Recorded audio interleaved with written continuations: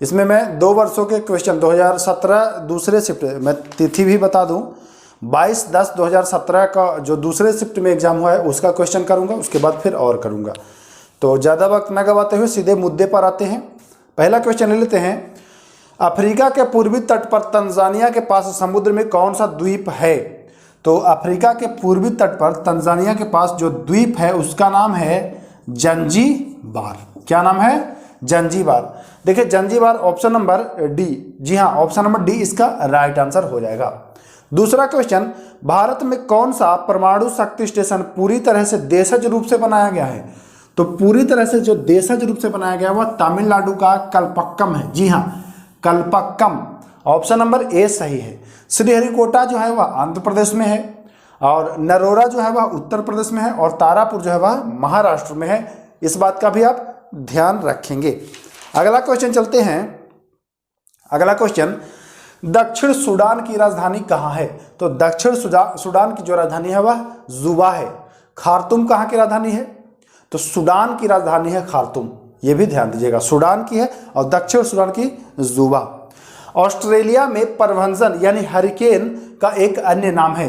तो ऑस्ट्रेलिया में जो चक्रवात आता है उसका नाम है विली विली। क्या नाम है? Willy Willie.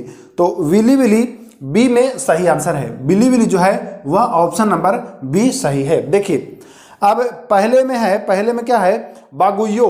बागुयो जो है वह फिलीपींस में चक्रवात है। बागुयो जो है वह फिलीपींस में चक्रवात आता है, और टाइफून जो है वह जापान में है। और देखिए तीसरा है हरिकेन। हरिकेन आपको उत्तरी अमेरिका में देखने को मिलता है। तो इस बात का भी ध्यान रखिएगा, ऑस्ट्रेलिया में विली विली, बागुयो फिलीपींस में, हरिकेन उत्तरी अमेरिका, और टाइफून जापान में। अगर टाइफू पूछे, टाइफू तो चीन, और टाइफून पूछे तो जापान, ध्यान रखिएगा।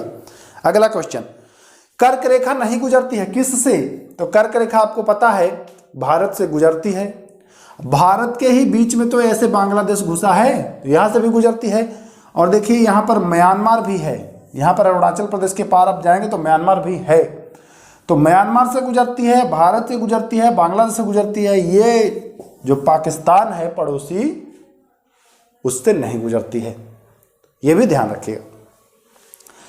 निम्न में से कौन सी नदी दक्षिण से उत्तर की ओर बहती है? आपको पता है दोस्तों कि सोन नदी जो है यह अमरकंटक पठार, जी हाँ अमरकंटक पठार से निकल करके वो गंगा में मिलती है, यानी दक्षिण से उत्तर की ओर बहती है।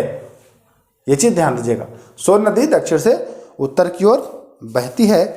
बहुत बढ़िया क्वेश्चन है। व्यर्थ भूमि के अंतर्गत अधिकतम क्षेत्र वाला राज्य यानी वेटलैंड जो है, वेटलैंड सबसे ज्यादा किस राज्य में है? ऑप्शन के अनुसार तो चलें। देखिए चूंकि अब जम्मू कश्मीर राज्य रहा नहीं, यहाँ राज्य की बात की जा रही है, तो राज्य पर हम आए तो बता दीजिए राजस्थान। कौन सा? राजस्थान। सबसे ज्यादा वेटलैंड जो है वह राजस्थान में है। वेटलैंड मतलब व्यर्थ भूमि, जहाँ कृषि नहीं हो पाती है, ठीक ना।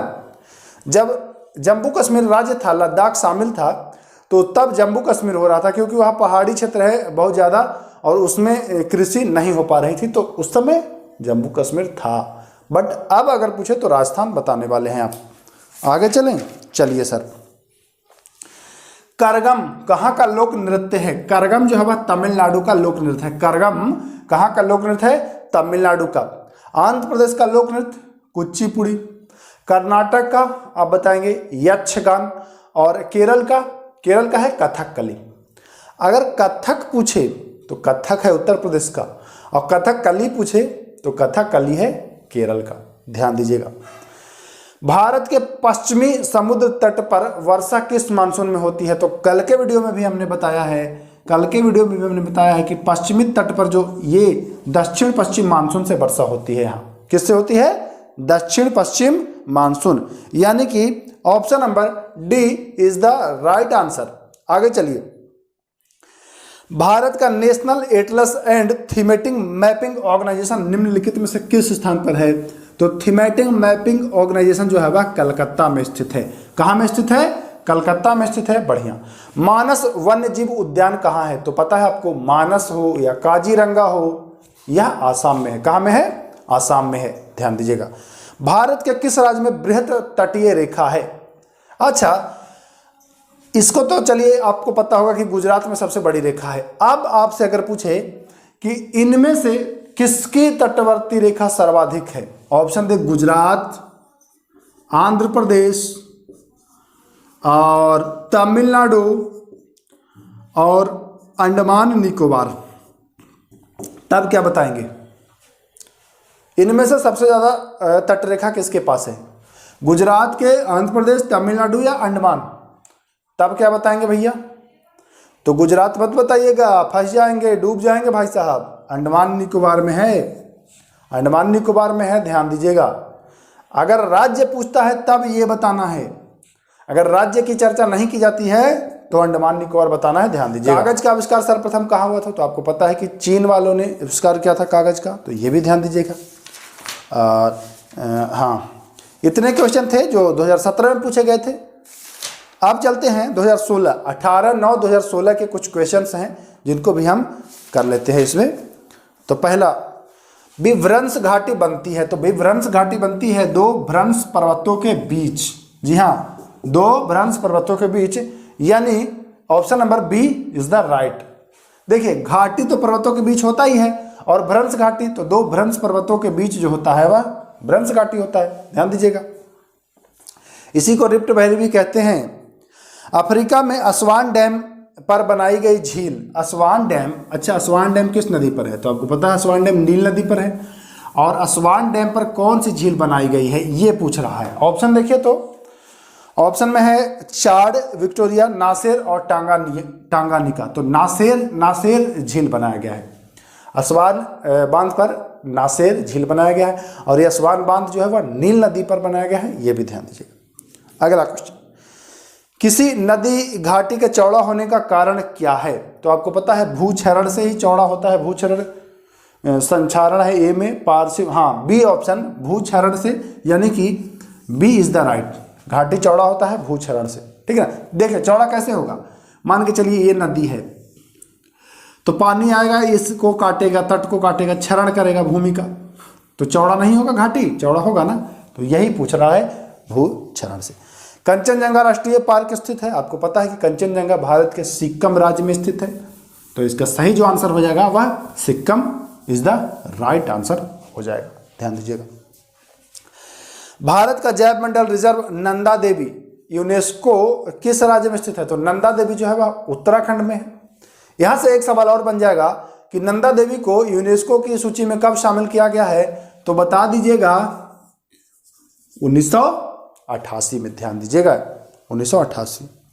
आगे चलें, भारत में तेल की पहली परिष्करणशाला स्थापित की गई है कहाँ में? तो आपको पता है डिगबोई में, डिगबोई में 1901 में स्थापित की गई है, ध्यान दीजिएगा। पहला जो है डिगबोई में तेल रिफाइनरी पूछ रहा है ना।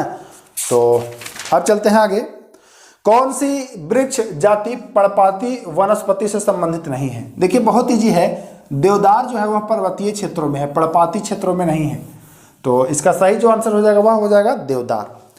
तटीय मैदान और उत्तर भारत के मैदानों में उत्कृष्ट मृदा है, तो पता है कि तटीय मैदान और उत्तर भारत के मैदानों में जो जलोढ़ मृदा है वह उत्कृष्ट है। क्या है? जलोढ़। दक्षिण अफ्रीका की मुद्रा जो है वह कौन सी है? तो दक्षिण अफ्रीका की जो मुद्रा है वह आपको पता है रैंड है। क्या है? रैंड। और दिरहम कहाँ की मुद्रा है? तो दिरहम यूएई की मुद्रा है। कहाँ की मुद्रा है? यूएई की। और रील कहाँ की मुद्रा है? तो देखिए रील जो है, रील या रियल, कंबोडियाई रियल को ही इसको रील कहते हैं, तो कंबोडिया की ये बता दीजिए। और जो रियाल है यह सऊदी अरब की है। जी हाँ, रियाल जो है वह सऊदी अरब की है, ध्यान दीजिएगा। निम्न में से कौन सी रबी फसल नहीं है? रबी फसल वह है जो होली के बाद काट लिया जाता है, अमूमन मार्च अप्रैल में काट लिया जाता है। तो आपको पता है कि चावल जो है यह जाड़े की फसल है कि नहीं? ये ठंडी के दिनों में कटता है, और रबी जो है गर्मी के दिनों में कटता है, तो बिल्कुल आपको पता है। तो इसका सही जो आंसर हो जाएगा वह answer option number B. Kolkata और दिल्ली किससे जुड़े हुए हैं? ऑप्शन के अनुसार तो NH2 होगा, ऑप्शन के अनुसार NH2 होगा। भारत का सबसे सूखा भाग कौन सा है? ऑप्शन है पश्चिमी राजस्थान, जम्मू कश्मीर, गुजरात और मध्य प्रदेश। तो आपको पता है कि राजस्थान में ही रेगिस्तान है, तो भारत का जो सबसे सूखा क्षेत्र होगा वह राजस्थान हो जाएगा, पश्चिमी। मुंबई हाई किससे संबंधित है? तो आपको पता है मुंबई हाई पेट्रोलियम से संबंधित है। बहुत ही इजी क्वेश्चन है। भारत का कुल कितना भौगोलिक क्षेत्र वन भूमि है? तो भारत का जो वन भूमि है वह लगभग 25% है, यानी कि 24.7, ऐसे 24.7%, 24.7%। तो ऑप्शन के अनुसार, ऑप्शन में तो है ही नहीं कुछ, 20, 23, 26 और 28 है, तो एग्जैक्ट आप याद रखिए 25, है ना। तो दोस्तों इतने ही क्वेश्चन थे जो दोनों शिफ्टों में, जो 2016 में और 2017 में पूछे गए थे।